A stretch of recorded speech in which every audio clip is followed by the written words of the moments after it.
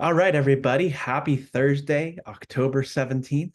You are here today for How to Interview in a Competitive Job Market. My name is Albert, founder of Albert's List, and I'll be your host today. And with me, as always, is our interviewing co-host, Cory of CareerShakers.com.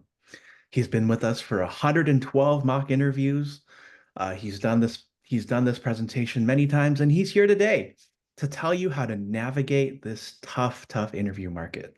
This interview market has been tough for you. Raise your hand. Let us know.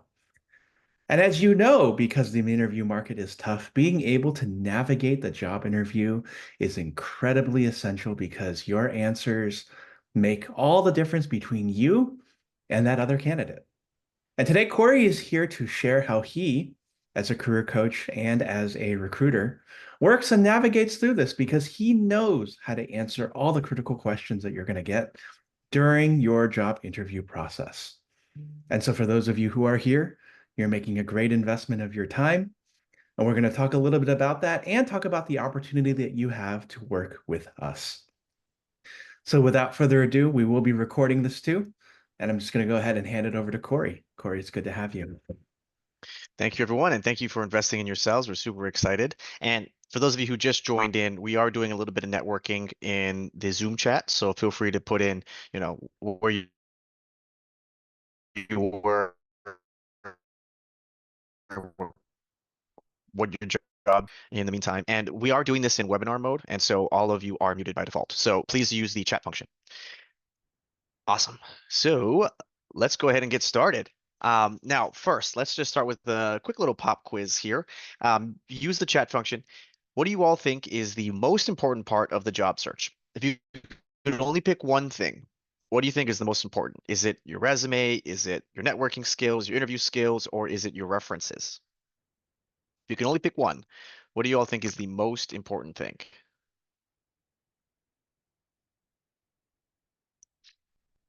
Some networking. There's a lot of C. One person says A.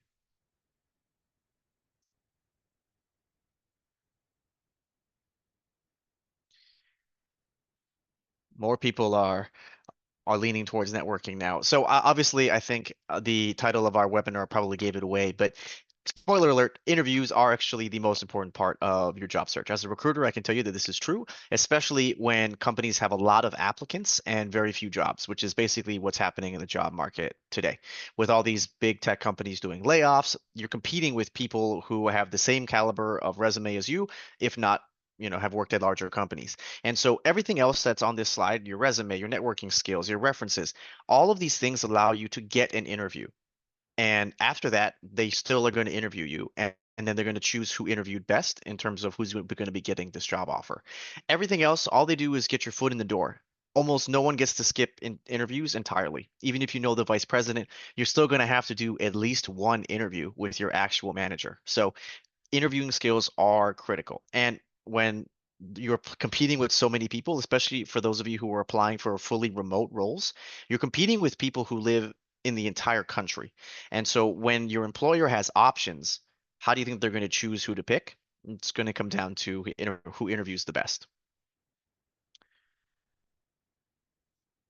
Now, Albert already gave some introductions on both of us, but it's nice to officially meet you. We'll both be your coaches and co-hosts throughout the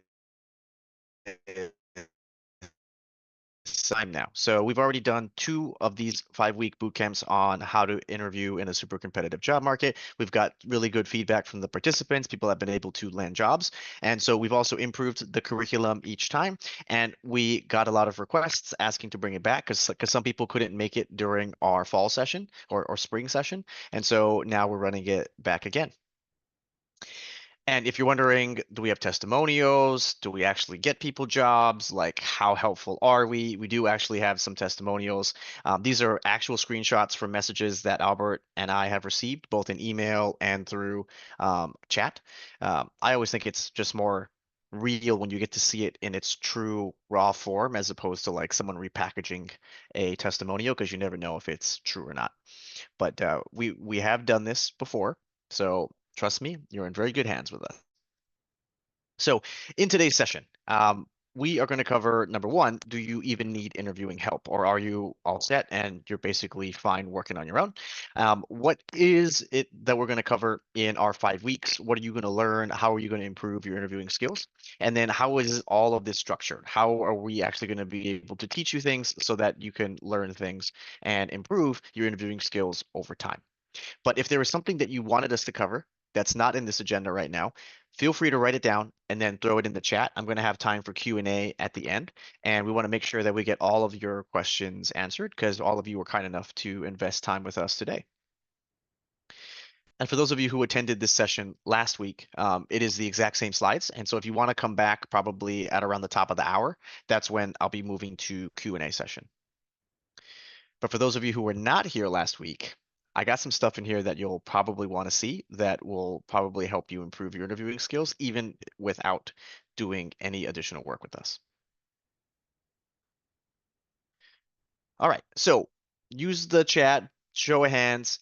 Who here has ever been told this by a recruiter or a hiring manager? You thought your interviews went great. You definitely thought you were going to get the job. And then they told you that, they found somebody with more experience, or you were great, but we just needed somebody who knew social media marketing specifically for AI startups looking to enter new markets in Europe. And that's why we didn't choose you. Or, oh, you did so good. Everyone loved you, but you just weren't the right fit. So sorry. Has anyone heard any of these things recently? Seems like everyone has heard some form or fashion of these. And as a recruiter, I will tell you, this is just general recruiter talk that we use to tell you that you didn't interview as strong as someone else who interviewed for the exact same role as you. Almost none of these things are the real reasons in which why you didn't get chosen. Because if you truly were not a fit for the role, I wouldn't have picked your resume out of the pile and we would not have invested 4 or 5 hours to interview you with my team, right? If you actually needed a specific type of experience in order to get this job, I already knew that you didn't have it before you started interviewing. And so just because most companies are not allowed to give you real feedback because it does open companies up to legal risk, we have to give you one of these generic rejection forms. And unfortunately, it's not very helpful. And if you think that this is the real reason why you're not getting picked, it can get very frustrating.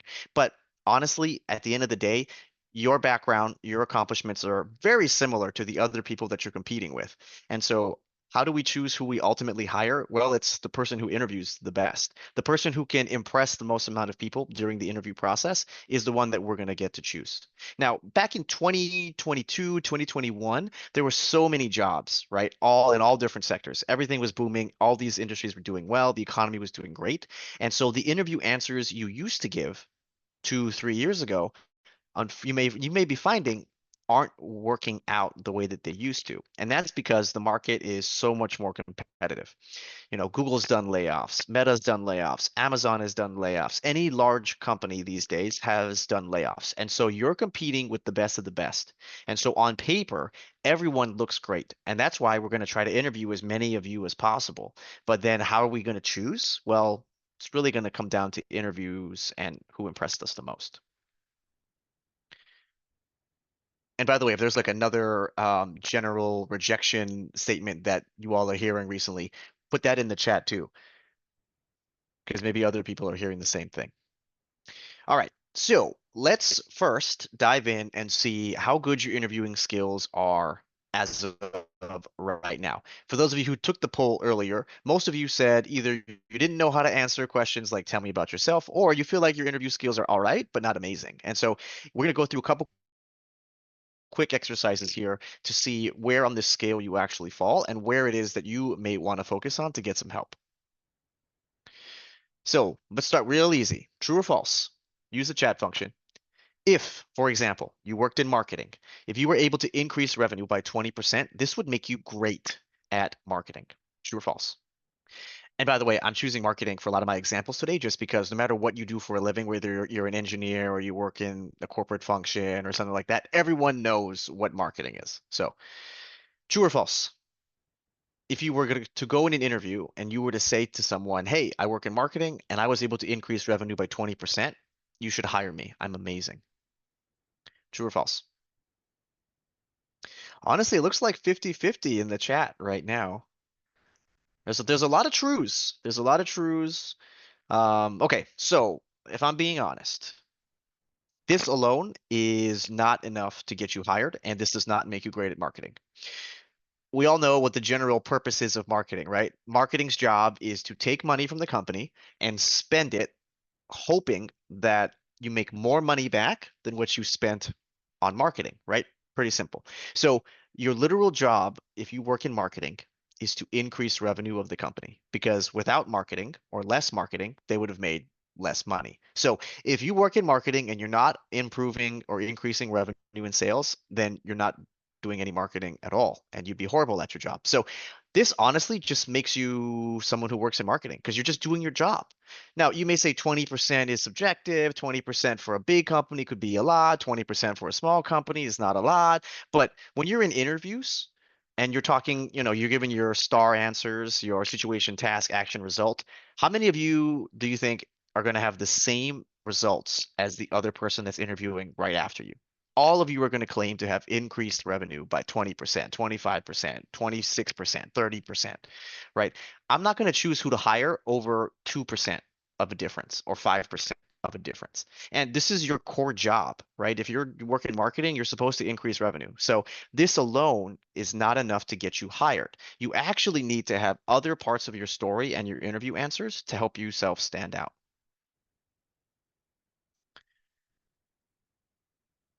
So this is false. Next, for this one, I don't want you to answer it, but I want you to think to yourself, what is the purpose of this interview question? Why would someone ask me this in an interview? Think it think it out loud, put it in the chat. What do you think is the purpose of this question? Tell me about yourself. What are they truly trying to understand when they ask you this in an interview? Take a few seconds and think about it.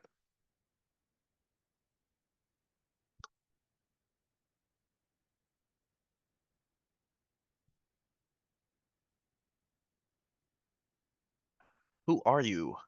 Role alignment, company value, mission, your superpower, elevator pitch, communication skills. Yeah, this was really popular last week too. Everyone was like, communication. Are you a glass half full kind of guy? Confidence levels. Okay. We've got some different answers from last week for sure.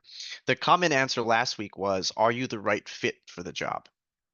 We heard that one a lot. Okay. So what they're really asking you, and this goes for tell me about yourself, walk me through your resume, and why should we hire you, right? All same question, basically.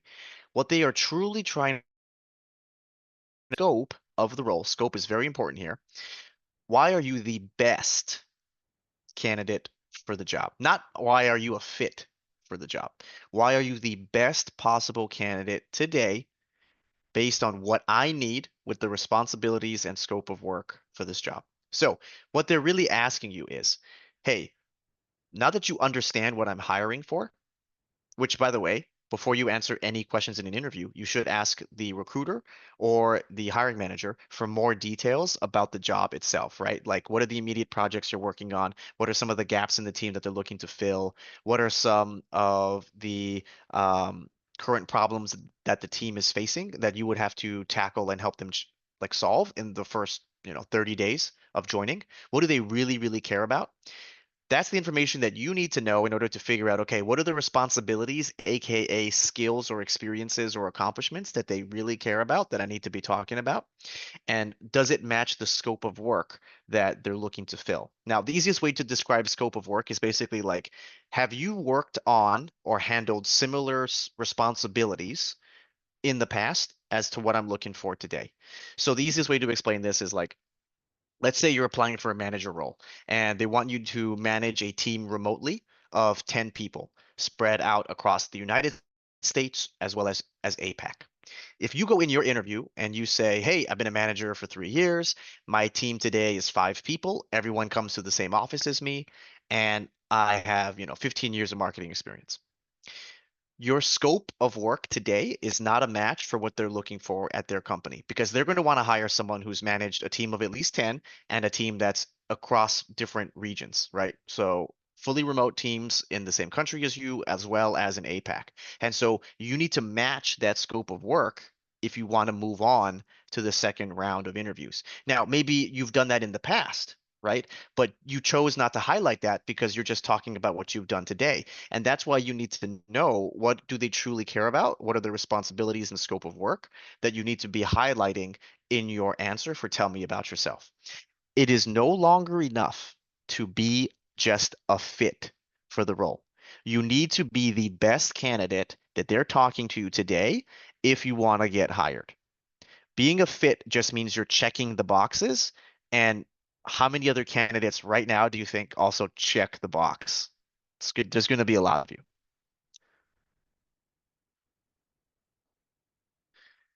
So is this question asking about soft skills for the role? No. Almost no interview question is entirely focused on soft skills, unless you're like in a software engineering role and you have those behavioral questions. But most of the time, interview questions will be designed to enhance your technical skills for the role. All right. So hopefully everyone is learning something so far. That's how to truly answer. Tell me about yourself. Okay. Now, this one was a controversial topic in one of our previous boot camps a few months ago. True or false? I do interviews today for my company. I interview people for my team. So I do not need to practice that much for interviews because I know what good looks like. True or false?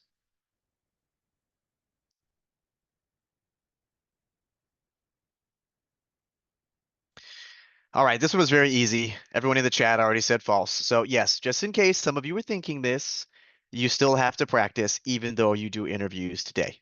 Yes, you know what good looks like when you sit across the table, but it's very different when you need to talk about your own stories and talk about your own accomplishments. All right, here's a fun one. What is the best way to answer a hypothetical question? Now, let me explain what a hypothetical question is. Some of you may have already gotten these in your interviews. Hypothetical questions are questions that sound like, if we were to hire you here, or if you were working here, how would you solve this problem that we have? That's what a hypothetical question is. This is different than a behavioral question. A behavioral question is, tell me about a time you had to solve a problem like this in the past. Another behavioral question would be, give me an example of a time where you've done this, or have you done this before? Those are behavioral questions. Hypothetical questions are asking you how you would solve something in the future or solve an imaginary scenario or problem. So, what is the best way to answer a hypothetical question? There's a lot of people saying D, D, D, D. Wow, okay. It's like everyone knows how to answer this one already. One person said A for star method. Um, so star method is used for behavioral questions, right? So tell me about a time you had a conflict with a coworker and how you resolved that conflict. You're going to want to use the star method because the star method is a structure to talk about stories about things you've done in the past. But hypothetical questions are asking you about how you would do something in the future. And companies love to use these interview questions because they get to see how you would actually solve a problem that they're facing right now. So if you worked in marketing, they may say, hey, hypothetically, what if we were going to launch a new product in China next year? Tell me how product. They're going to want to see how comprehensive your ends, how are you going to be measuring and monitoring success, right? So they don't want you to talk about how you've done this in the past because they want to see how you would do it for them in their company, which is different than the STAR method. Now, B, obviously, like no one said B here, but yeah, you should never answer an interview question with another question. I think we all know that one, right? C, do not ever in an interview give a very short answer and then stop and then wait for them to ask you tons of follow-up questions. Actually, that's like a surefire way to see if you did poorly in an interview is if you notice the interviewer has to constantly ask you follow-up questions to get more information from you, it's probably a sign the interview is not going very well. And so how to actually answer a hypothetical question is D, everyone got that right in the chat, is you want to ask some clarifying questions first to give yourself some parameters, maybe make some assumptions to make things a little bit easier for you to understand. And then you're going to want to establish a framework or create some kind of outline of your answer to show them how you're organizing your thoughts.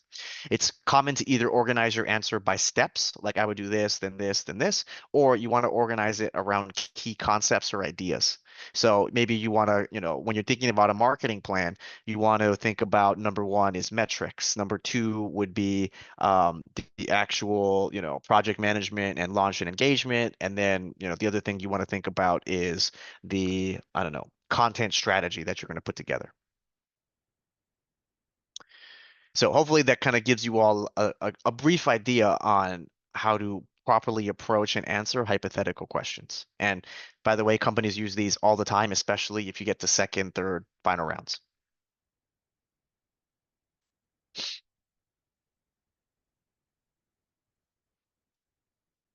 Okay, so how did we do so far on these questions? How do we all think our interviewing skills are? How many of these did we get right? Out of the four, did we get one right, two right, three right, four right? Um, How is it different between STAR method? So yeah, STAR method is used for behavioral questions. You use that to tell a story about your past, and then hypothetical questions are about doing stuff in the future. Irfan got 4 out of 4. Awesome. Well, then you can probably hang up on this phone call right now. I think your interviewing skills are awesome.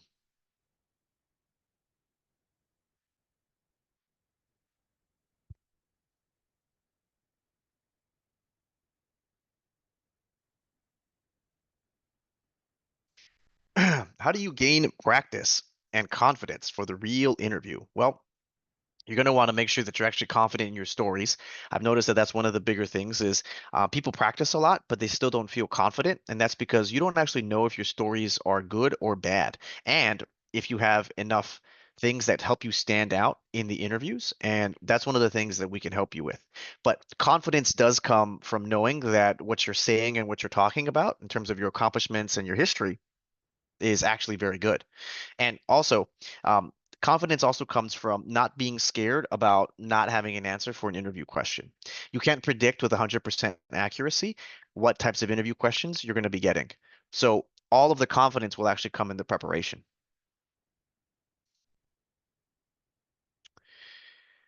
I have been laid off in a previous company. So sorry to hear that. If the interviewer asks why I'm looking for a new role, can I mention about the layoffs? Yes, you can. Actually, it's kind of a nice thing because so many companies have done layoffs recently. It's like kind of everyone gets like a free pass. Basically, people want to make sure that you weren't ever fired for poor performance or something like that. And so if you can explain that, your company experienced financial hardship and there was downsizing, very common these days, and that you have very good performance history, you're happy to give references, it's usually not an issue.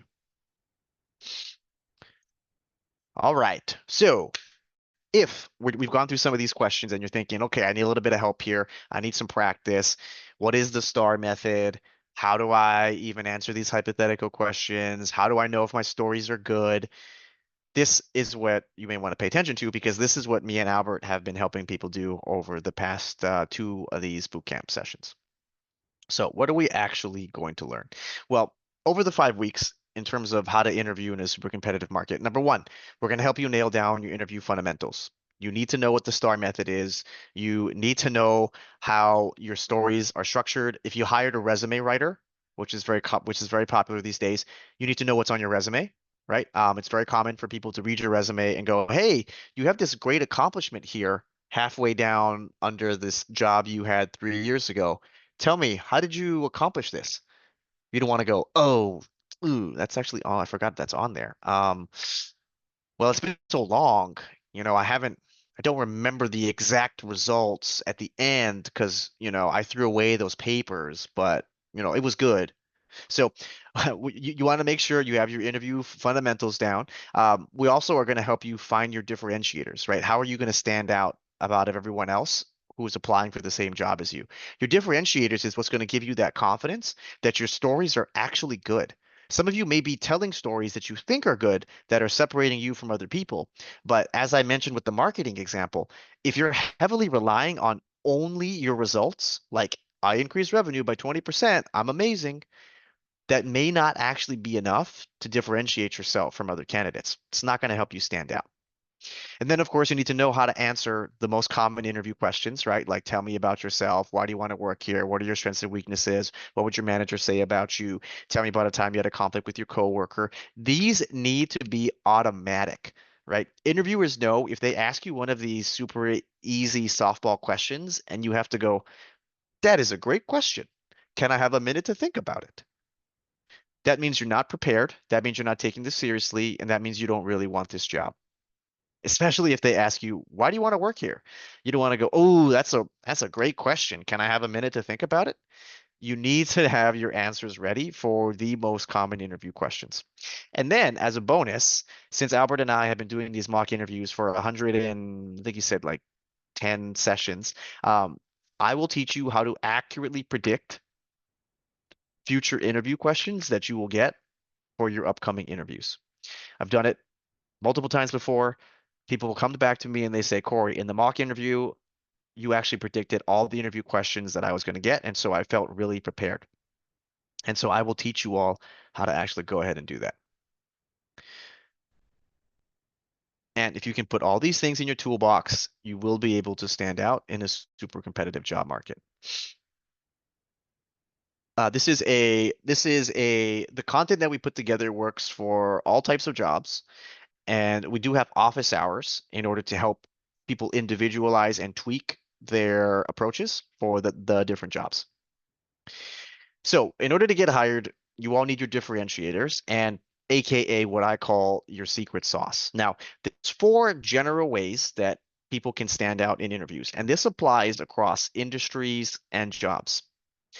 Number one is through complexity, right? If you can explain to me how complicated and difficult this problem was that you helped solve for your team or for your company or for the product, that's going to help you stand out, right? Now, but a lot of that comes in the context. So you need to be able to provide enough important context to make me believe that the problem of the situation was very difficult.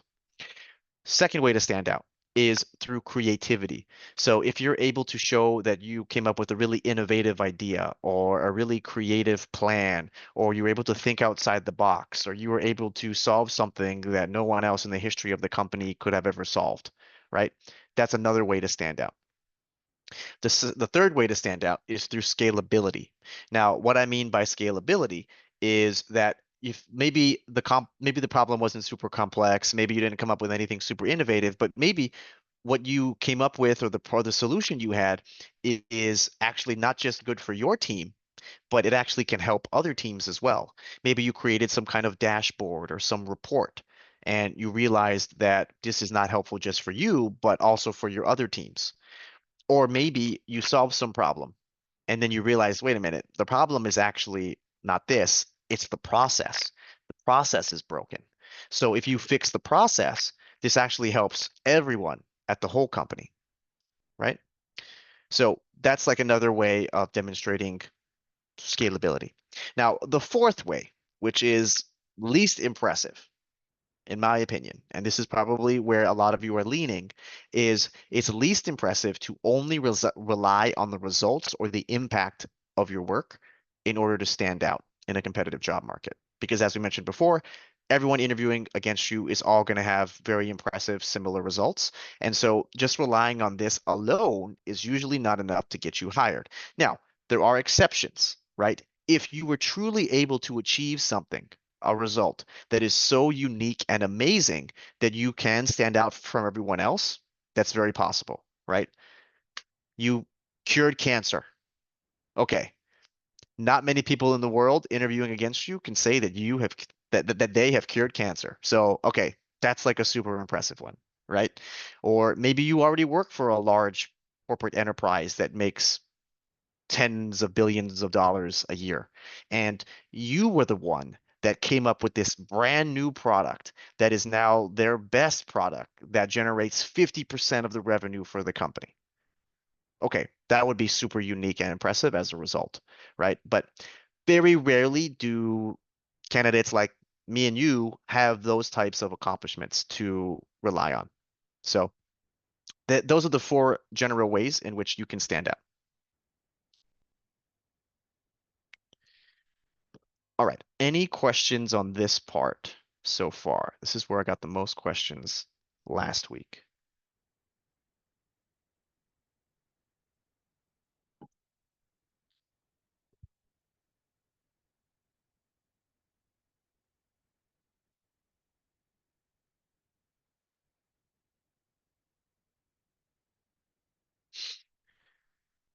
Oh, Leah, if you reach out to Albert, he can help schedule you for a mock interview. But we will be prioritizing the folks in our boot camps first to do the mock interviews.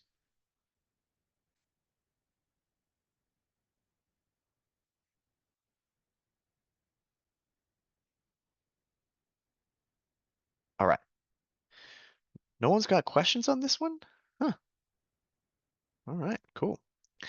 Now, this one came up last week. Unfortunately, Albert and I are not engineers by trade, and so through this 5 week boot camp, there will be no way to help you with the coding interviews. We Albert actually ran a separate software engineering interview boot camp. I believe that's wrapped up last week or is finishing this week. So if you are a software engineer, we cannot help you with coding practice. So sorry. So um, just keep that in mind. I didn't see anyone that was a software engineer at the beginning of this, but yeah, just wanted to call that out.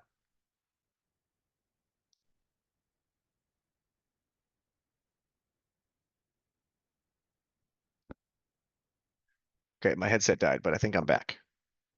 Can you all hear me okay?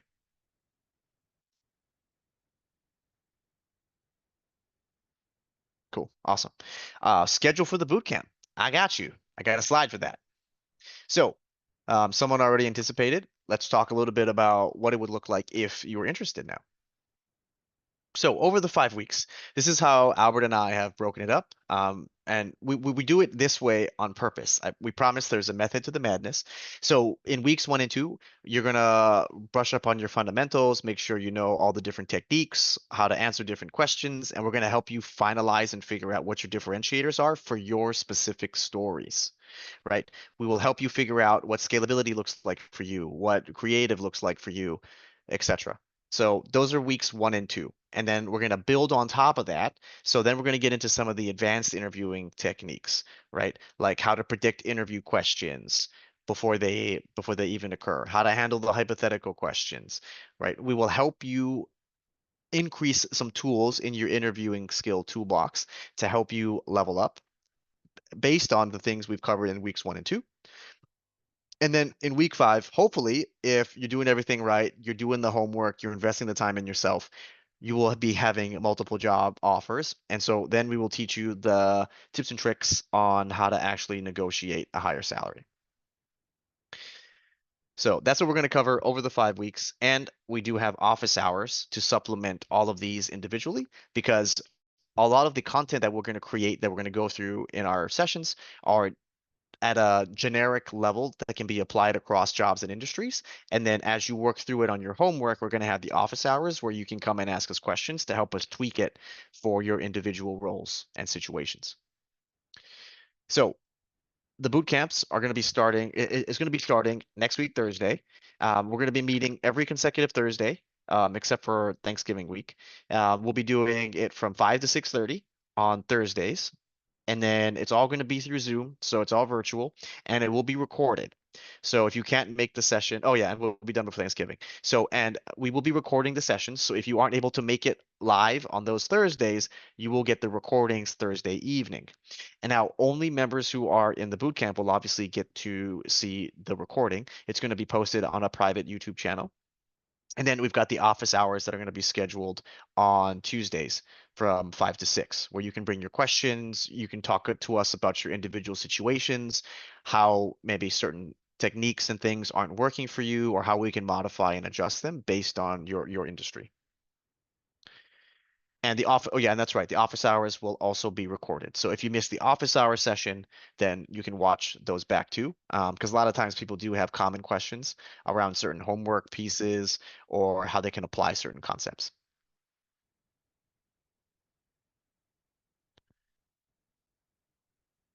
Cool. All right.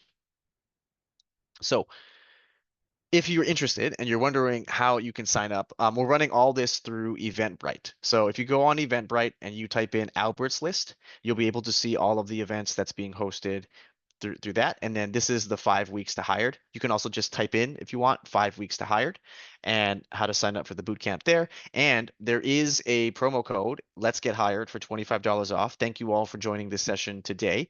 And we also threw in this cool QR code if you just want to pull out your phone and go ahead and use that. But if you are interested, this is how you can sign up and work with us and get that early bird discount.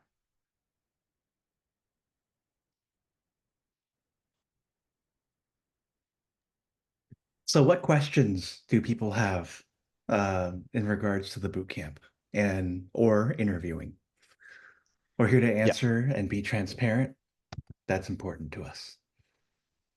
Yeah. So if there's anything you thought we were going to cover, but I didn't cover so far, let me just scroll through the chat and make sure I didn't miss anything. And I think there was something in Q&A. All right, let me look at Q&A.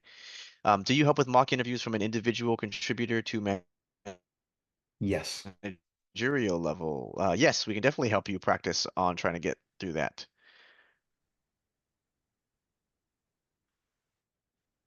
Now, one of the keys here, though, right, is how are you doing things already in your job today that will show them that you're kind of operating or starting to trend towards that next level, right?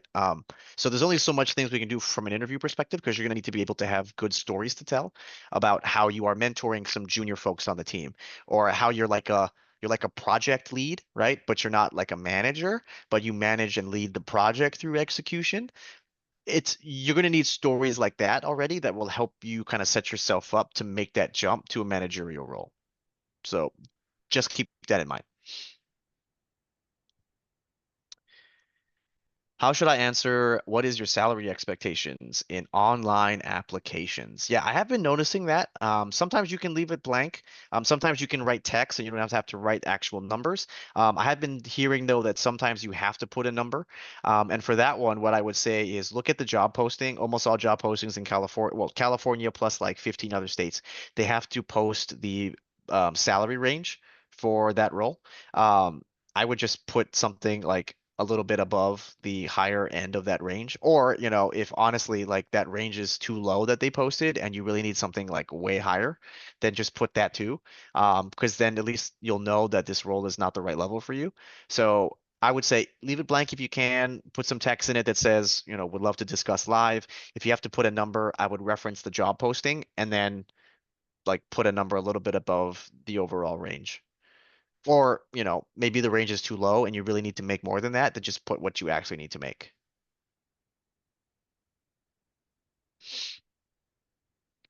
How many mock interviews do we get? Well, so typically everyone kind of gets one, at least depending on who's interested. Sometimes we have a lot of volunteers who want to do mock interviews, and then usually we can only have you do it one time. And then if we need to do multiples, we'll have to figure out a way to do that because we do want to kind of record and broadcast them so other people can learn different jobs and different styles of questions. And so it's we'll have to figure out a way and if there's time to do more than one mock interview, just because we want to make sure that other people get a chance and also so that the audience and other people can get exposure to different types of jobs.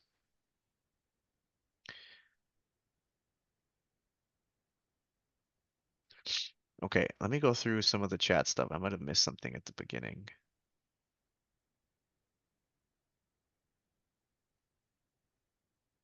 If I get rejected after interviewing, should I still ask for the reason? Yes, you should still ask. Some companies honestly may actually tell you the real reason, but most of the time they may not. But at least you get some kind of information.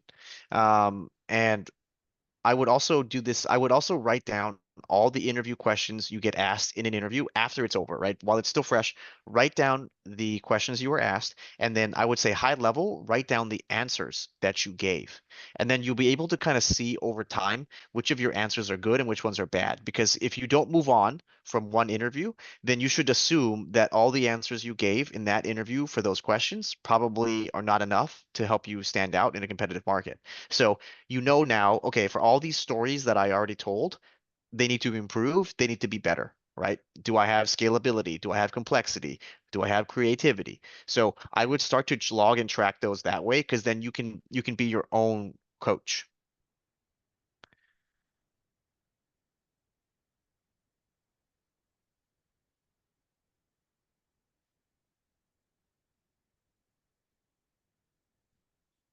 Am I missing anything in the chat? Let's see.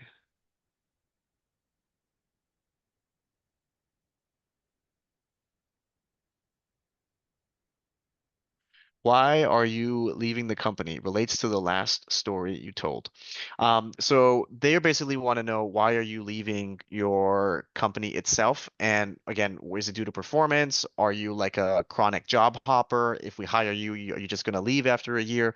Those are the kind of things that they care about in this question. And so you don't want to ever, A, talk bad about your company and or your boss, right? Even if that's the real reason, like if you're not happy, they obviously know that you're not happy because that's why you're interviewing, right? So you don't need to actually say that in the interview. You should talk about like some of the great things in terms of your role and exposure to skills or experiences that you're getting, right? You could say something like, "Oh, well, like I'm at my company. I'm getting a lot of exposure. I'm learning X, Y, and Z new skills. I'm helping, develop this new product or blah blah blah blah blah." Right? Talk a little bit maybe about your scope of work, and then you could say, while all these things are fantastic, what really excites me about your job and opportunity is blank, right? They don't actually care about what you need when you're looking for your job, right? Because they're the ones that have all the power. They get to pay you and hire you or not. So what they actually care about is like, what are you going to do for them? And so this is where you need to talk a little bit about what gets you excited about their job opportunity and how you can have a really big impact for them. How to tell to interviewer that I was fired, that you were fired.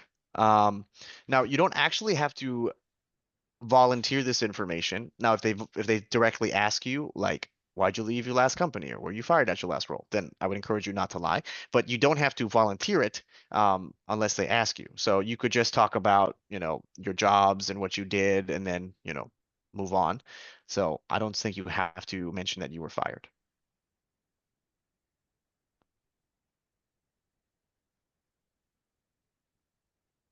Is this for folks who are already getting interviews? Yes, absolutely. I mean, we want to make sure you're passing them, right?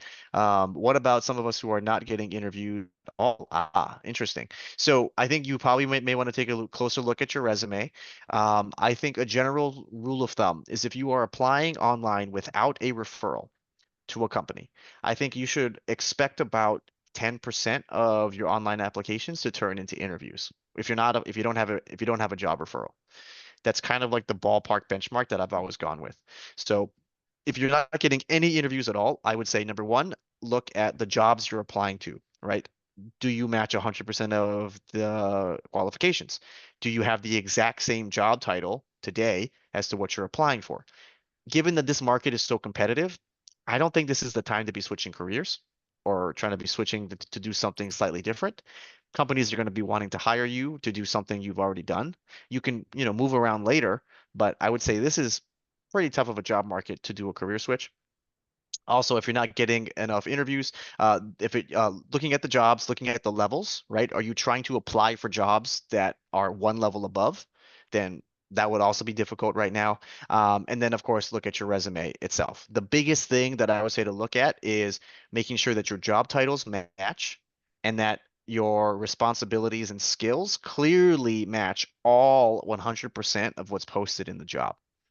If it's not, then you may want to look for other types of opportunities. What do I prepare in advance to the boot camp? I would say make sure you have your resume ready to go. And also, if you've already started to like write down some of your answers to interview questions or some of the stories that you like to tell or like your star answers, I would say put that in a file typed up because that's going to save you a lot of time on week one's homework um, assignment. Oh, and if you've been documenting the interview questions that you're getting while you're doing interviews, that's also going to be super helpful. Will we have future boot camps in 2025? I believe so, especially if we continue to get positive feedback like this.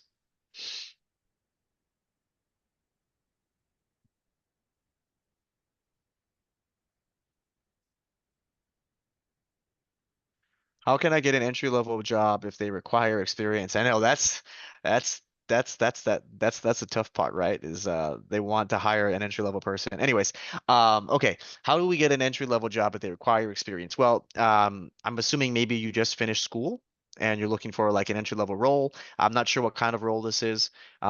Feel free to put more context in there. But usually, if you're a fresh college graduate, what they want to see is either internship experience or work experience while you're in school because it shows them that you can handle school, get good grades, and do a job at the same time. And or they're looking for folks who have good leadership experience. So if you've been volunteering on campus, if you have like a leadership role in your fraternity, your sorority, right, in one of the clubs, you're like vice president of something, something. Those are kind of the things that they're going to want to see on your resume to help you stand out. Entry level marketing. Yeah, so they're going to want to see, have you done any internships related to marketing? Do you have any like entrepreneurial things that you're doing that have given you exposure to social media marketing, generating campaigns, right? Like they're going to want to see that tangible either work or volunteer experience.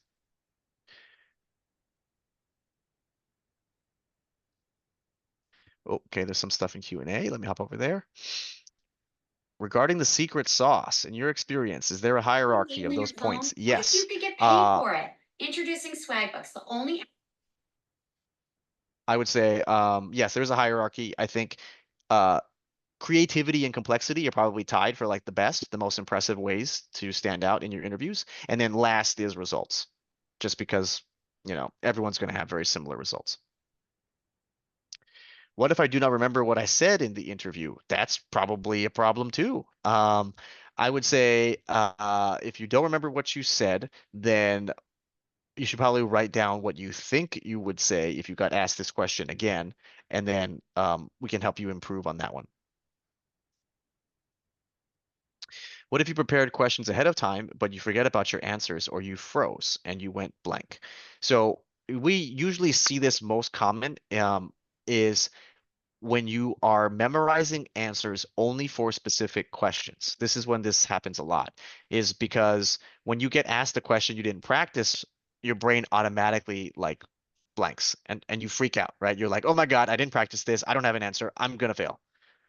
But actually, what you're going to learn through this is once you have mastery over your stories, that's going to, number one, give you that confidence. But also, number two, you're never going to go blank. You're going to be able to answer any interview question that you get, right? Any behavioral question. Tell me about a time where you have done blank. Requires you to tell a story using the STAR method about something that you have done in the past, which means you can only talk about stuff that you have done in the past, which means you can memorize these stories and then modify them as you need them for different styles of interview questions that you get. So this is why I would say don't rely on memorizing answers for questions. Instead, master your stories, make sure they're good, that you have your secret sauce, and then you'll be able to answer anything.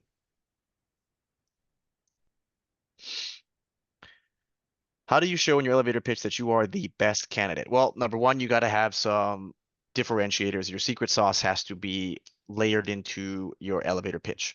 Number two, you need to have actual true context of the role. So you know what they care about, what they don't care about, what is the scope of work, and show them that you have matched or exceeded that scope of work. So that would require you to ask for more context before you answer the question. And then that's one of the advanced interviewing techniques, by the way, is once you get this new information on the spot, be able to now tell them about your background and only highlight the things that they care about and that are relevant.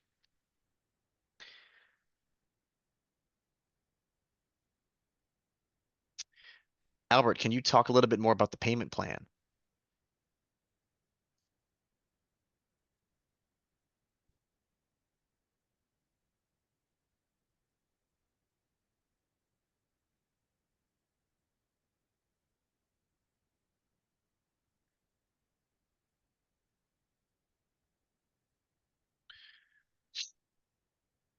Okay.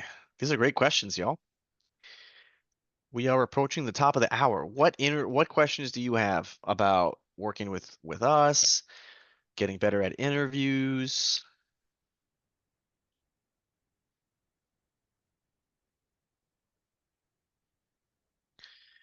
And while we wait for you to think of some other questions, just so you know, I've got a YouTube channel. It's Career Shakers, all one word.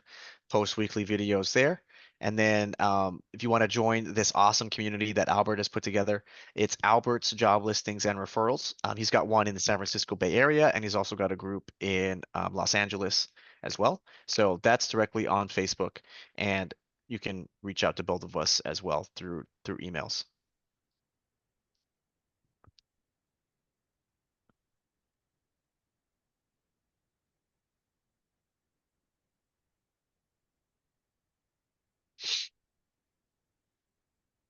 Any other Okay. questions?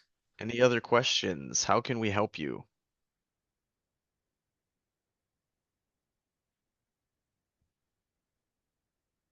By the way, if you want to be anonymous, you can submit anonymous questions through Q&A. If you don't want to put it in the chat, you can do them anonymously.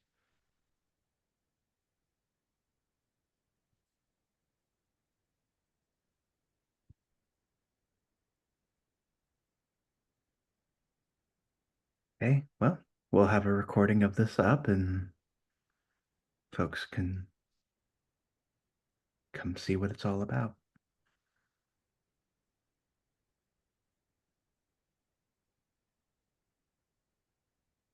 Okay, cool. Well, this was a great and efficient session. Yeah. Okay. All right. Well, I will approve you when I have like 140 people to approve for the Facebook group. So, okay, just hang tight there. So, yeah, the boot camp starts next Thursday. Is there a certain template for a resume? That's the one final question here. Ooh, I would always say, honestly, simpler the better. Don't go super fancy. Do not use any of those skill chart graph things with like, I'm 5 stars at writing, but 4 stars at communication. Honestly, the simpler the better. If you can get it to one page, like I would say, general rule of thumb, if you have 10 years of experience or less, try to get it on one page. If you have more than 10 years, you can do 2 pages, but nobody needs more than a 2 page resume. I saw Excellent. one today that was like 10 pages, and this person has been working for like 5 years. Yes, they do research, but like, are 100 of your research papers relevant for my role? Probably not. Um, so yeah, I would Yeah. say like 2 pages max. Yeah. All right. Well, if there's no other questions, I'm going to go ahead and drop the the link to the event here. Would love to see you at our boot camp. Tuition is discounted as we pay the Eventbrite fees, so please join us when you can. If you have any questions, reach out to me on LinkedIn.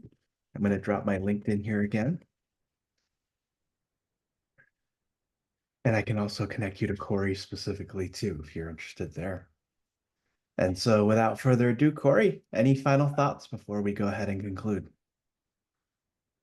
Yeah, I would just say, and I've been talking to people individually too for who have reached out is, um, I wouldn't be afraid to invest in yourself, even if it's not with me or with Albert, just because how Mhm. competitive things are today.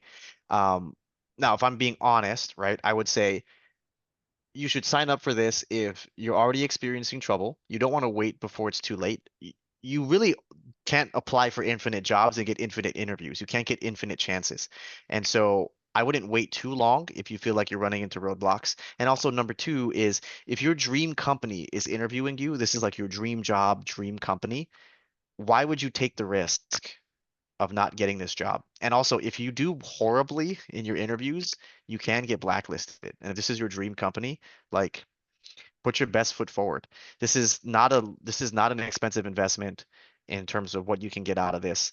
And yes, you are investing in yourself, but at the same time, if you are not employed, every week that you don't have a job, you're technically losing money, right? You're not saving money by not doing this boot camp if this is the only barrier to helping you get a job, right? Every week that you don't have a paycheck, you are technically losing money.